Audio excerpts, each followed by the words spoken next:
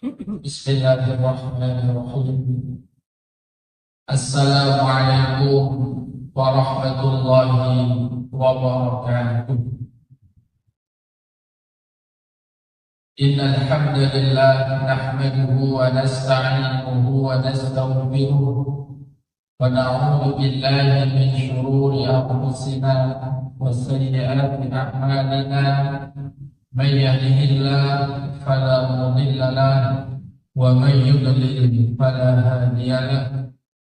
Asyhadu an la ilaha illallah wahdahu la syarika lahu wa asyhadu anna Muhammadan abduhu wa rasuluh alladzi la nabiyya wa la rasula ba'dahu.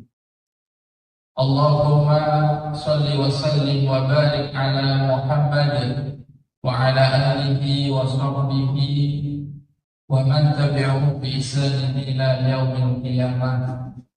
Rabbi shrah li sadri wa yassir li amri wahlul 'uqdatam min lisani yafqahu qawli.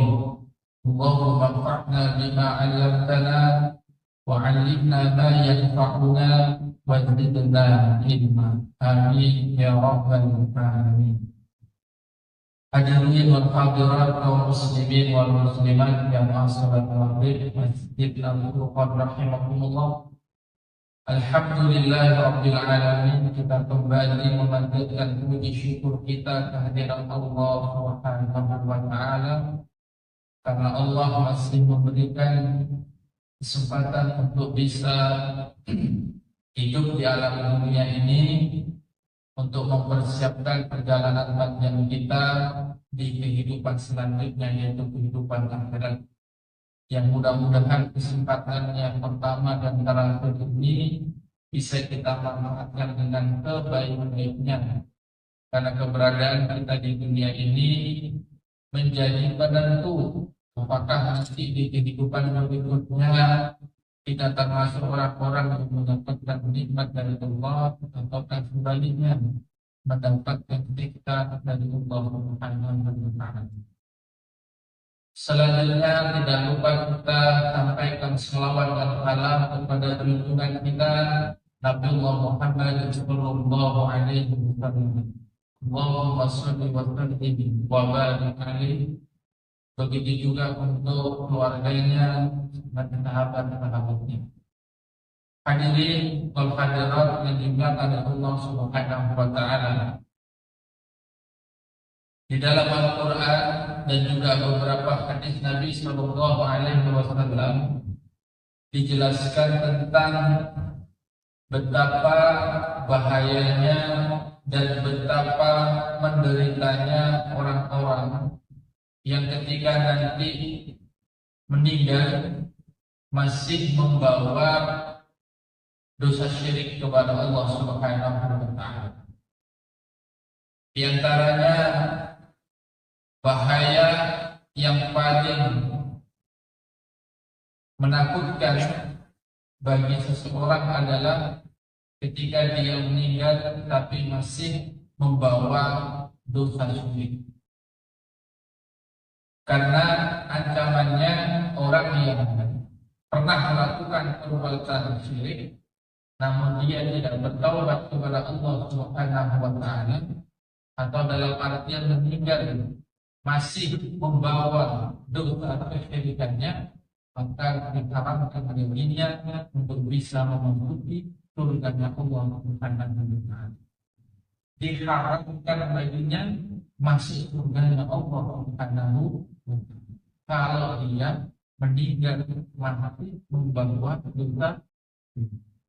Ini menunjukkan betapa besarnya, betapa bahayanya manakala manusia melakukan kesyirikan kepada Allah Subhanahu wa taala.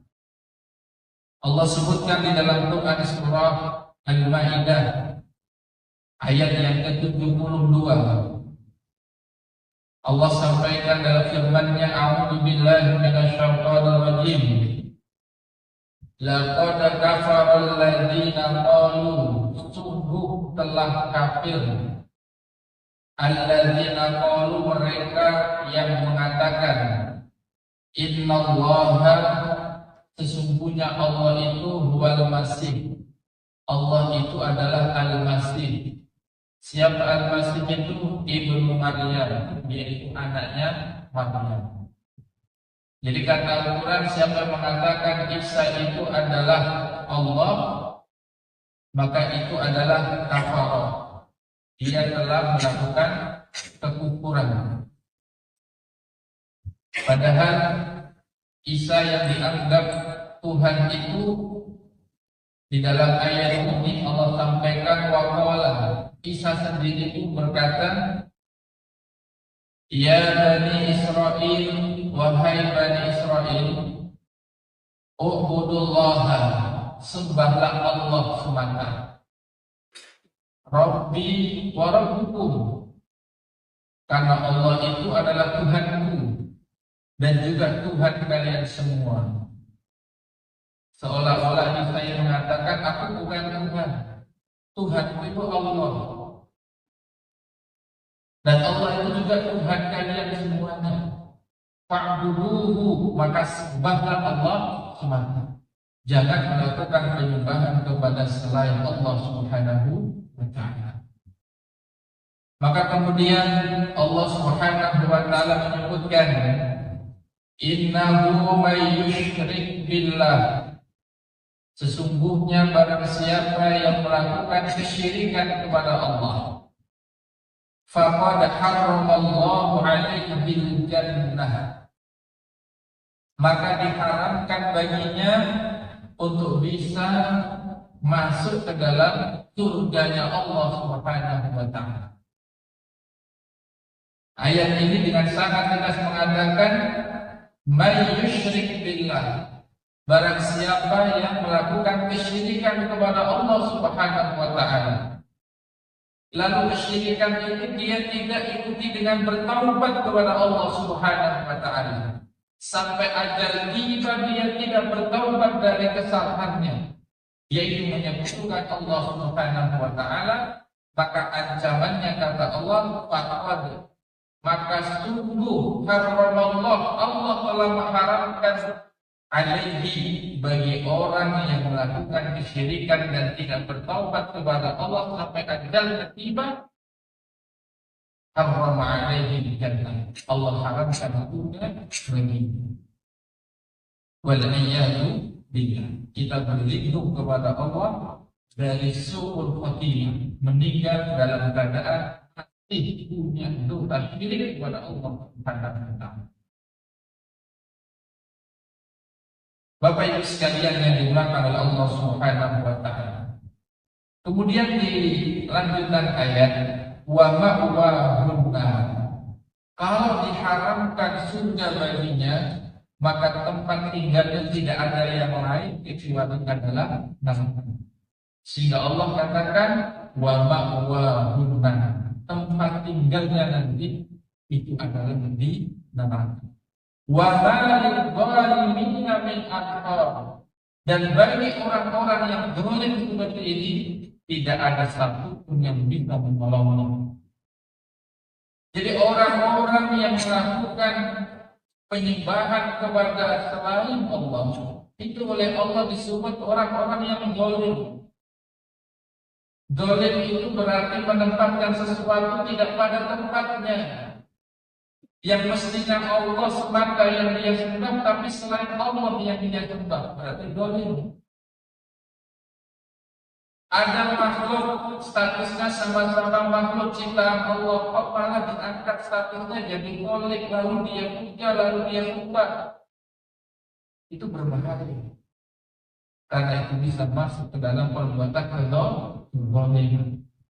Yang mestinya yang berhak disembah hanya Allah, kok malah nyembah selain Allah, maka dia melakukan kesyirikan. Yang mestinya dia minta pertolongan hanya kepada Allah, malah dia minta pertolongan kepada selain Allah. Ini kesyirikan namanya. Maka orang-orang yang seperti ini disebut oleh Allah orang-orang yang zalim. Dan orang-orang zalim yang seperti ini tidak ada satupun yang bisa menolong dari azabnya Allah Subhanahu wa ta'ala. Bapak Ibu sekalian yang dimuliakan oleh Allah Subhanahu wa taala. Kemudian ada satu hadis yang bisa menjadi satu pelajaran penting untuk memperkuat apa yang ada di dalam Quran surah Al-Maidah ayat 72 tadi. Yaitu sebuah hadis sahih yang diriwayatkan oleh Imam Al-Bukhari dari Al-Musayyib bin Hazan. Diceritakan olehnya anna Abu Talib lamma hadaratul wafat, ketika paman Nabi yang bernama Abu Talib hendak sampai ajalnya, hadaratul wafat, sudah mau mendekati kematiannya. Dakhala alaihi Nabi sallallahu alaihi wasallam, saat itu Nabi hadir. Di saat pamannya mau meninggal itu apa? Nabi hadir di situ. Wa indahu Abu Jahal, di sampingnya ada Abu Jahal, saudaranya Abu. Paman Nabi dua-duanya. Bedanya apa? Abu Talib ini termasuk paman Nabi yang sangat peduli terhadap dakwahnya Nabi.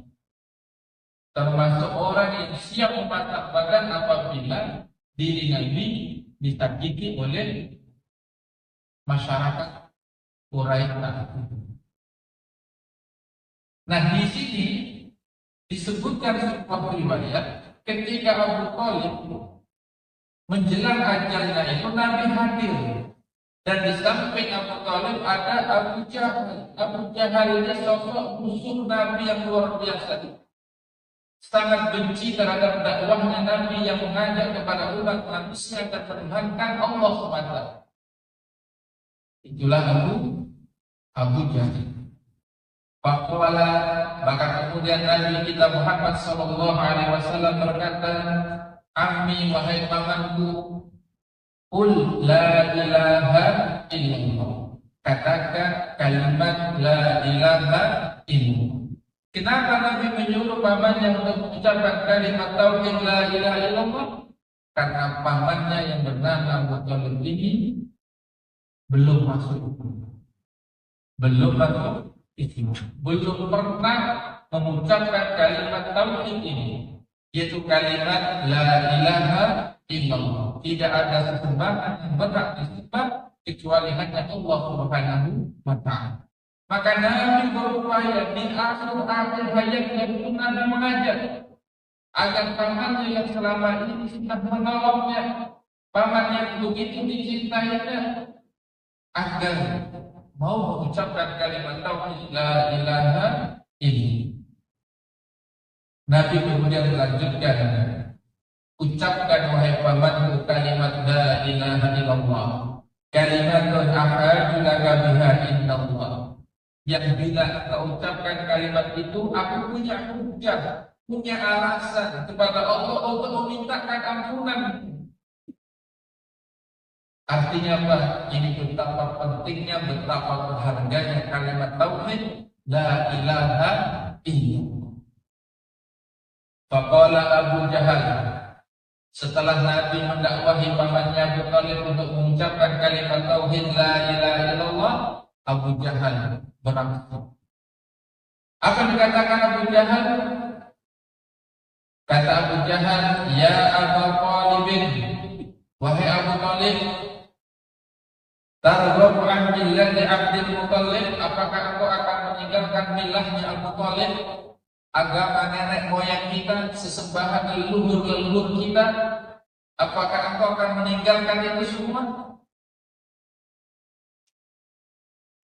Falam yazala yukallimani hatta qala akhir syai'in kallamahu bihi ala millati Abdul Muthalib. Singkat cerita, terjadilah tarik-menarik antara mengikuti apa yang disampaikan Nabi ataukah mengikuti apa yang diucapkan oleh Abu.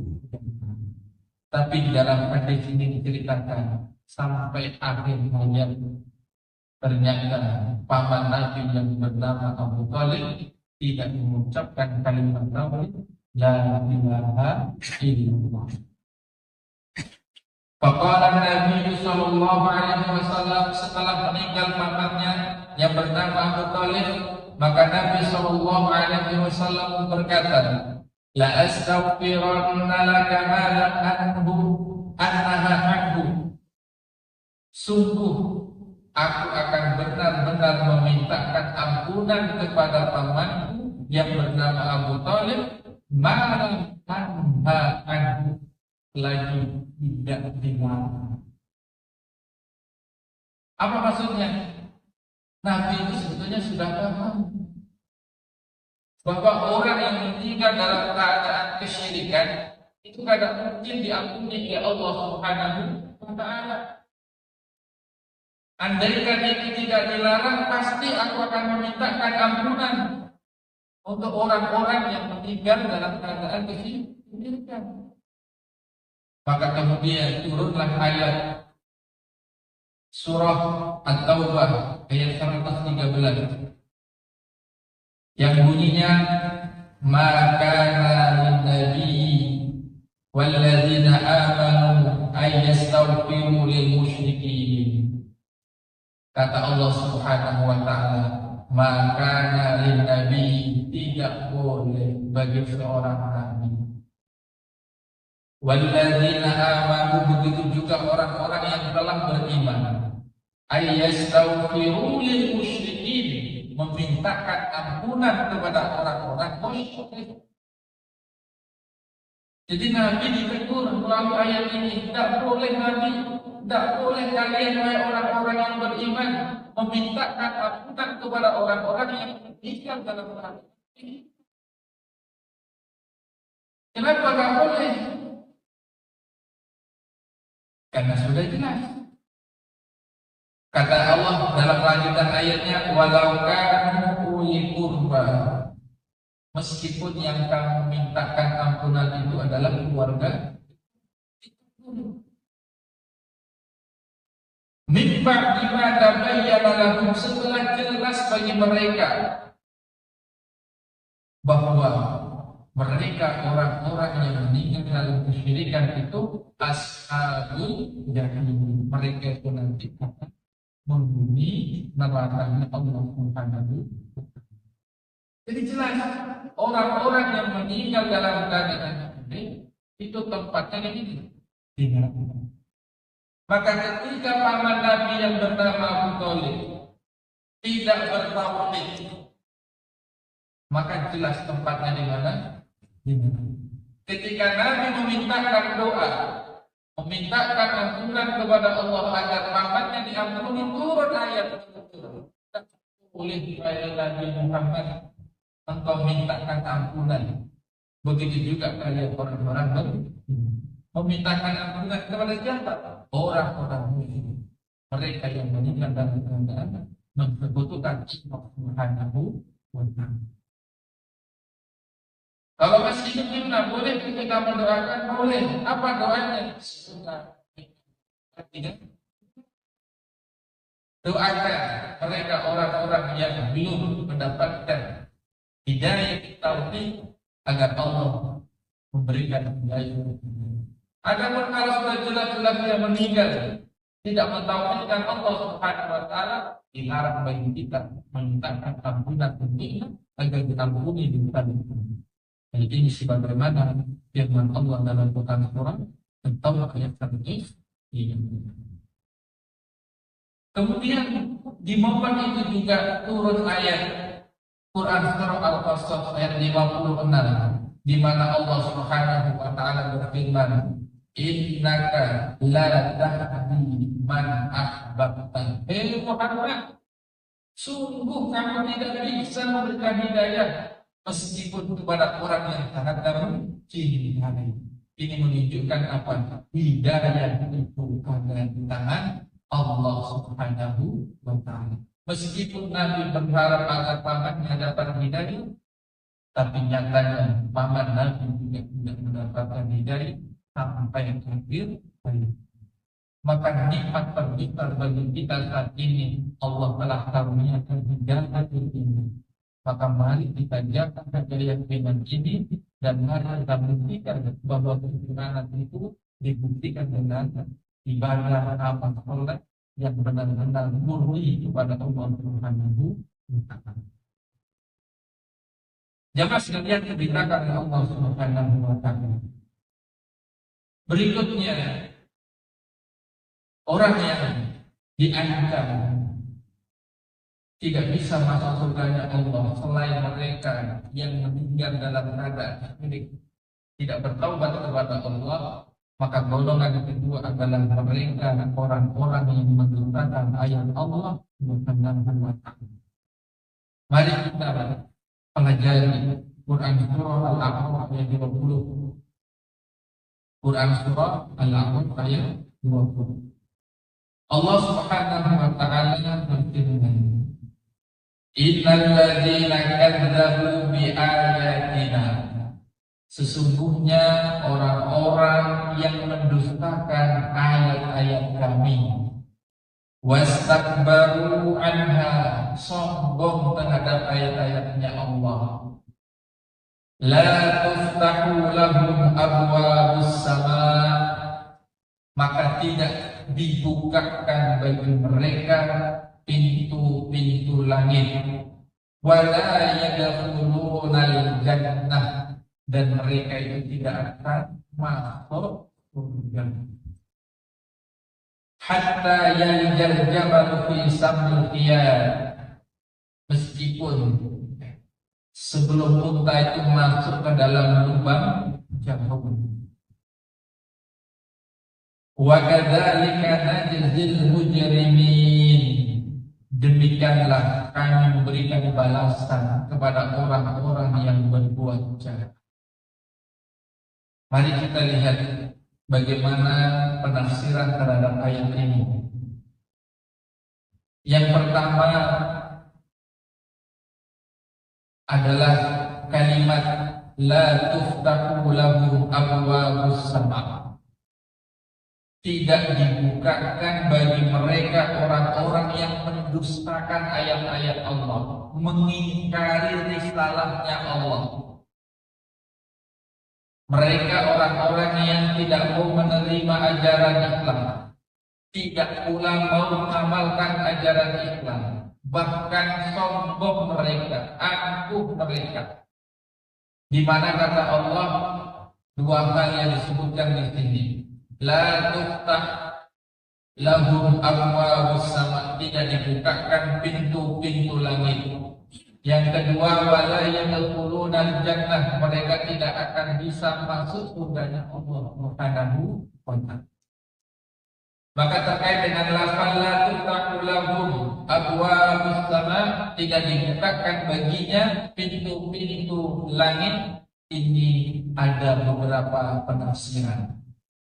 Penafsiran yang pertama, ayat ini dipahami bahwa maknanya adalah tidak diterima doa dan juga amal-amal kebaikannya.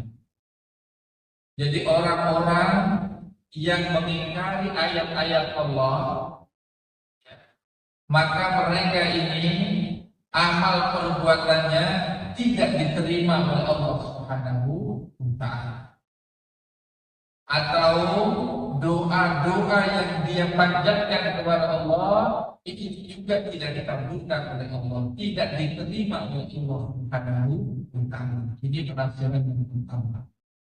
Kemudian penafsiran yang kedua, yang dimaksud tidak dibukakan pintu-pintu langit bagi mereka, itu artinya bahwa arwahnya orang-orang yang meninggal di dalam kekafiran, yang meninggal dalam keadaan banyak dosanya,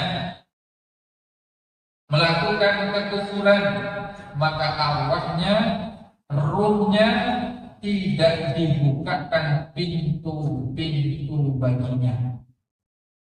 Nanti kita akan menemukan satu hadis yang cukup panjang yang mengisahkan tentang bagaimana perjalanan ruh manusia.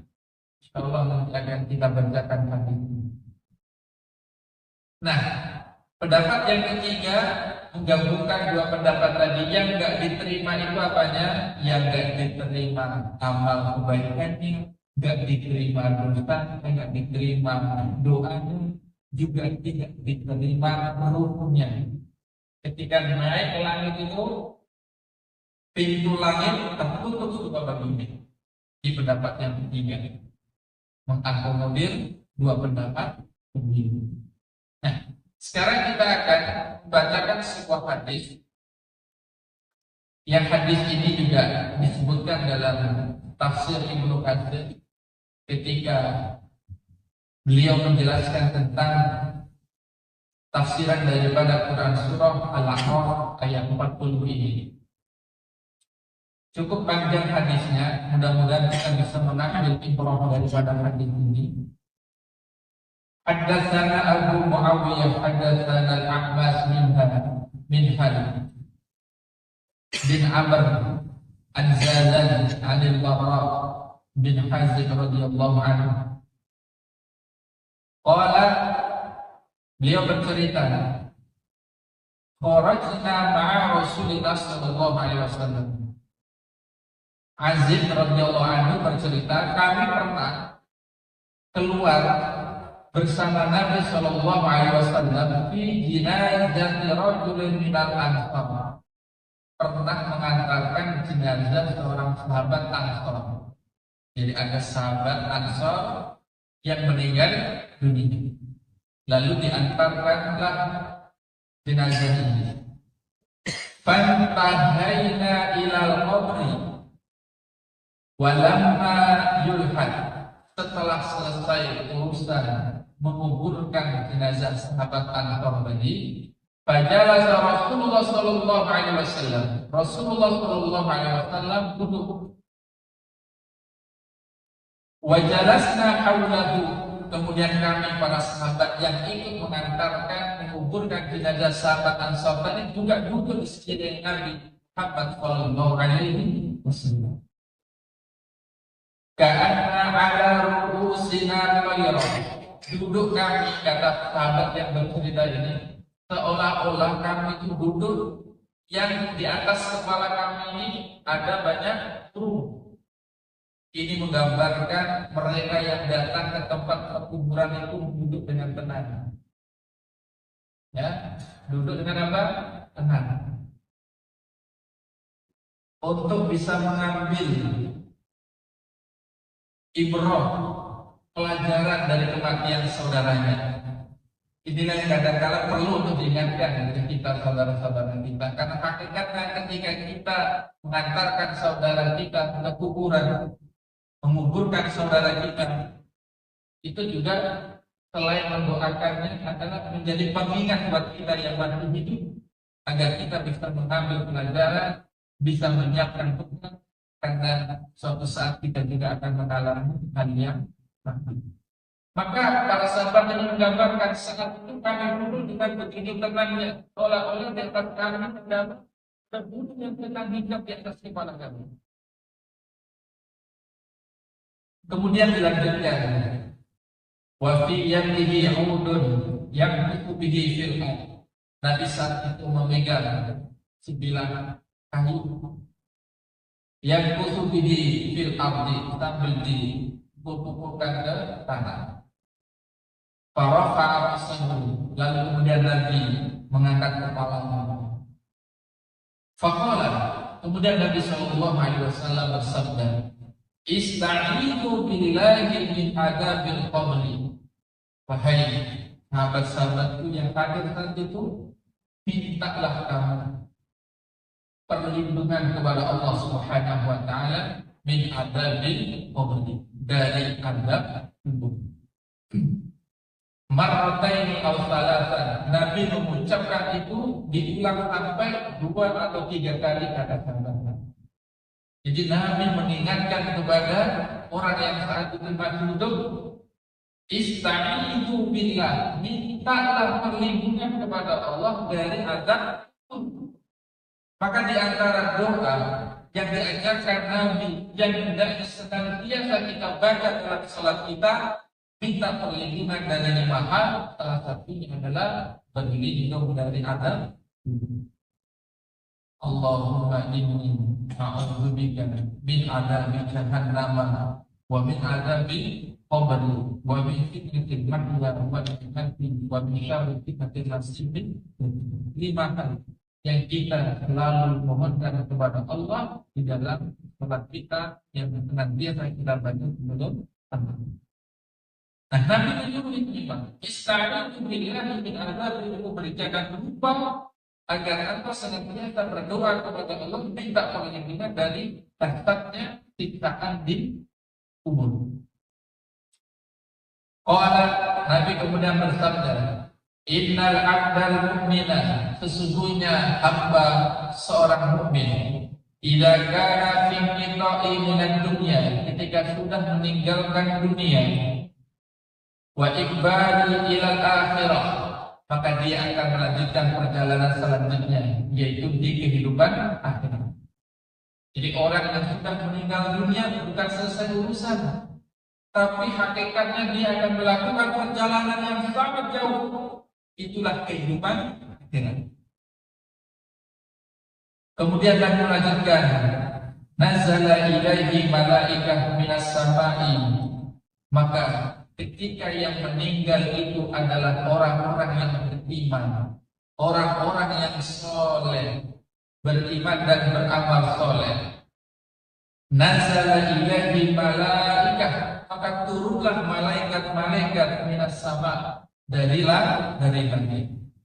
Bidul wujuhi, dengan wajah yang sangat indah.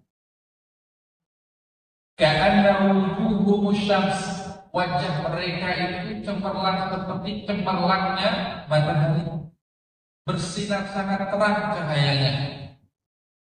Ka'anna wujuhahum syams ma'ahum kafanun min akfanil jannah. Malaikat-malaikat Allah tadi itu turun ketika mencabut ruhnya orang-orang mukmin yang soleh tadi. Dia membawa kafan min akfanil jannah, dari kain kafan surga. Wa hanutun min hanutil jannah, juga membawa minyak wangi, yang minyak wangi itu min hanutil jannah, dari surga juga. Hatta yajlisu minhu maddal basari, malaikat yang turun itu banyaknya sepanjang mata kita memandang, itu semuanya malaikat-malaikat Allah Subhanahu wa ta'ala. Kemudian dilanjutkan, hatta yajlisu minhu madda basarihi thumma yajibu malakul mauti. Setelah turun itu mendekatlah malaikat maut. Hatta yajlisa inda ra'sihi, malaikat maut tadi duduk di samping kepalanya. Kepala siapa? Kepala orang yang beriman dan beramal soleh, duduk di dekat kepalanya. Ini menggambarkan saat proses menuju kematian orang hamba. Fayaqulu, maka malaikat maut tadi berkata kepada orang-orang beriman dan beramal soleh, ayyatuhan nafsul mutmainnah, ayyuhan nafsul thayyibah, ukhruji ila maghfiratin minallah wa ridwan. Wahai jiwa yang baik, ukhruji, keluarlah engkau dari jasad. Ruh itu disuruh apa? Disuruh keluar. Ila maghfiratin minallah wa ridwan. Keluarlah engkau dalam keadaan engkau diberikan maaf oleh Allah dan Allah pun meridaimu. Qala fatakhruju tasiru kama tasiru qatrah min fis saqa. Maka keluarlah ruh dari orang yang beriman dan beramal soleh itu seperti keluarnya air dengan menetes dari suatu ember. Dia ada ember, ada bocoran, keluarlah air itu pelan-pelan. Ini gambaran ketika keluarnya ruh orang-orang yang beriman dan beramal soleh selama hidupnya. Kemudian dilanjutkan oleh Nabi sallallahu alaihi wasallam, hatta ya'khuduha fayaj'aluha fi dzalikal kafan. Setelah keluar ruhnya orang beriman tadi langsung dibungkus dengan kafan yang dibawa oleh malaikat tadi dari surga ini. Faja'alaha fi dzalikal kafan wa fi dzalikal hamud, diolesi minyak wangi yang berbunyi. Kemudian dilanjutkan, wa yakhruju minha ka'iyatu nabhati miskin wujidat ala wajhil ardi.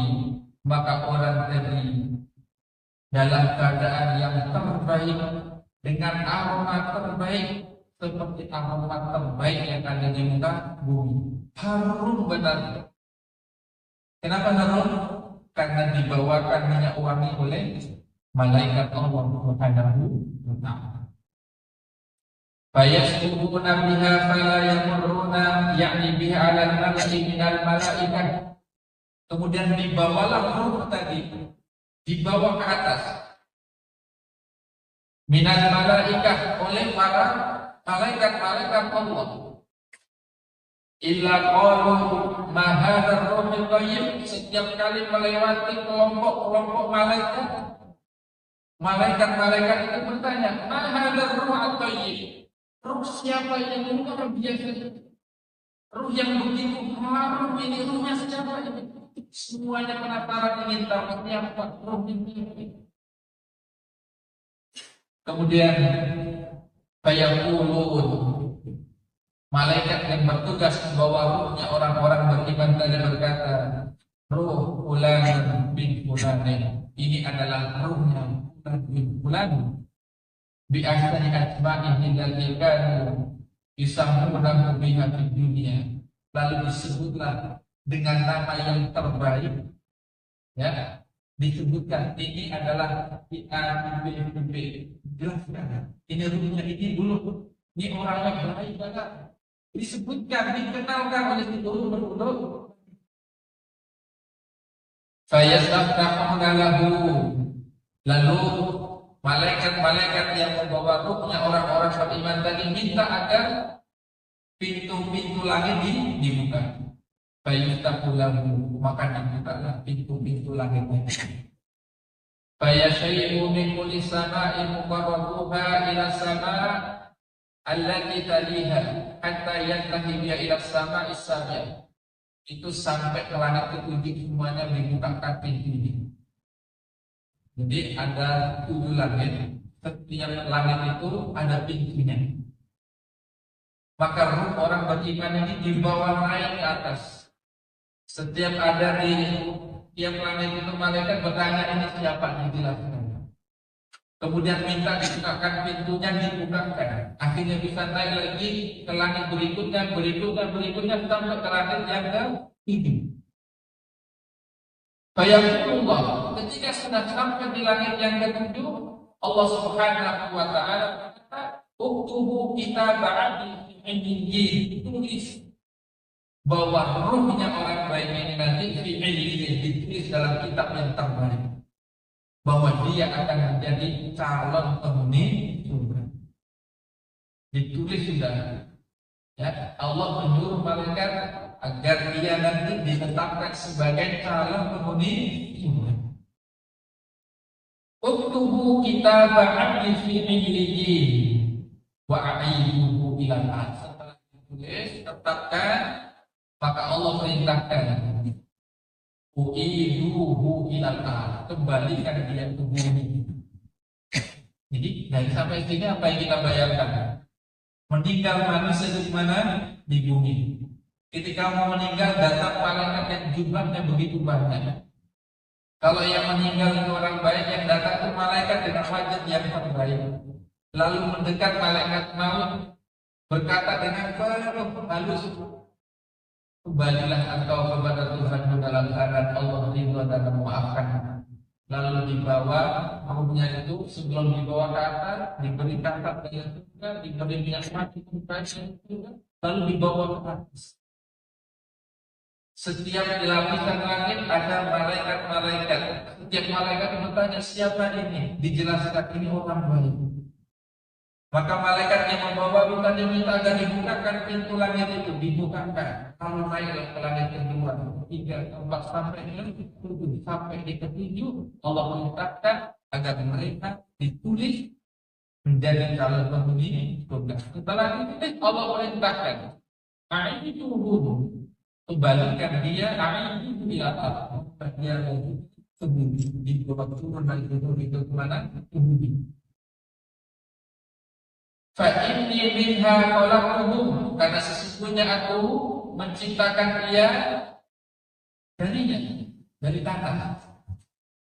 Wa fiha u'iduhu, maka aku kembalikan dia kalau meninggal di mana? Dikubur di tanah. Wa minha ukhrijuhum taratan ukhra, dan dari tanah itulah nanti dia akan dikembalikan, dibangkitkan lagi oleh Allah Subhanahu. Itu alasan kenapa Allah menyuruh malaikat tadi membawa roh itu kembali kemana? Ke bumi. Bawa lagi itu kepada jasadnya.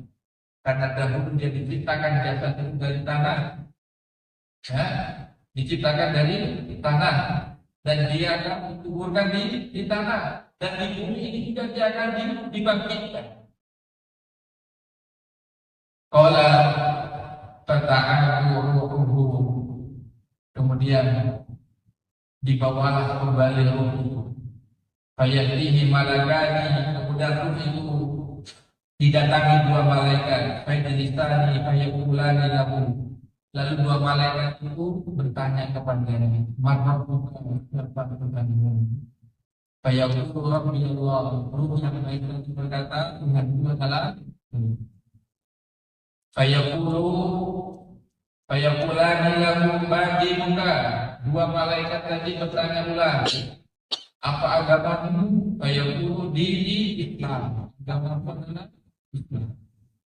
Fayaqulani lahu, pertanyaan yang ketiga, ma hadzal rasulul ladzi bu'itsa fiikum? Fayaqulu wa Rasulullah sallallahu alaihi wasallam, siapa seseorang yang diutus ini? Maka dia katakan, itu adalah utusan Allah Subhanahu wa ta'ala, itu Nabi kita Muhammad sallallahu alaihi wasallam. Fayaqulani lahu ma ilmuka? Fayaqulu qara'tu kitabullah fa amantu bihi wa sadaqtu. Lalu kitab apa yang ada padamu? Maka dia katakan, qara'tu kitabullah, yang membaca adalah kitab Allah, yaitu Al-Quran.